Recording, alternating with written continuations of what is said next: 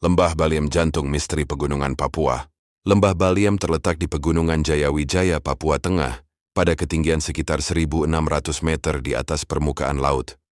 Dikelilingi pegunungan hijau dan kabut abadi, lembah ini tampak seperti dunia lain yang terpisah dari peradaban modern.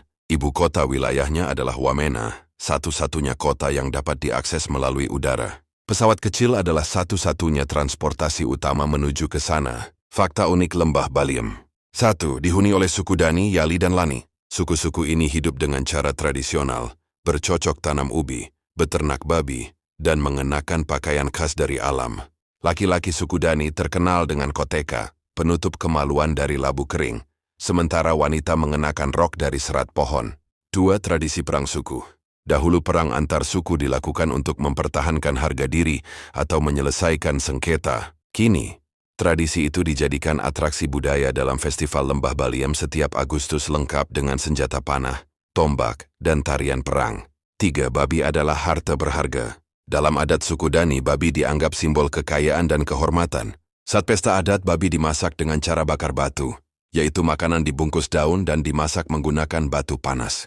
4. Tradisi potong jai, ikipalin. Setiap kali kehilangan anggota keluarga, wanita suku Dani memotong sebagian jarnya sebagai tanda duka mendalam. Kini tradisi ini mulai ditinggalkan karena dianggap ekstrem, misteri dan kepercayaan spiritual. 1. Fenomena cahaya di malam hari. Penduduk sering melihat cahaya aneh menari di langit lembah, disebut sebagai roh leluhur yang sedang menuntun jalan. Peneliti menduga itu mungkin fenomena listrik alami atau pantulan cahaya dari pegunungan es.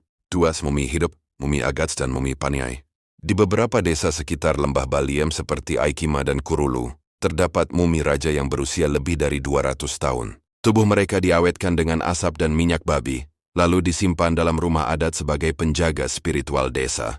3. Mitos Gunung Puncak Jaya. Gunung tertinggi di Indonesia ini dianggap tempat para dewa bersemayam. Warga percaya, siapapun yang naik tanpa izin adat bisa celaka atau tersesat di kabut abadi. 4. Suara misterius di malam hari.